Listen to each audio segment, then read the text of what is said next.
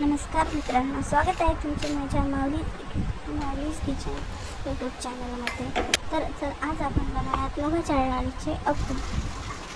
मुगाची सालं असलेली डाळ घ्यावी व 2 ते 3 तास छान भिजू द्यावी.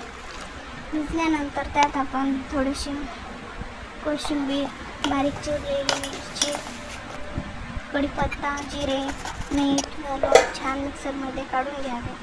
त्याच मिश्रणामध्ये थोडे पाणी टाकून बारीक चिरलेला कांदा, बारीक चिरलेले टोमॅटो घालून व आपण बारीक चिरलेली मिरचीचा छान तेलात तडका देऊन त्यात मोहरी, जिरे टाकून घ्यावे. मग हे मिश्रण 1 वाटी रवा आणि 1 वाटी दही घालून छान अर्धा 1 तास भिजू द्यावे. नंतर आता आपण गॅसवर आप्याचा पॅन ठेवा. त्यात थोडे तेल घालावे व त्यात आपण बनवलेलं आप्याचे मिश्रण घालून छान वाफ घालून घ्यावे. चला तर मंडळी, तयार आहे आपले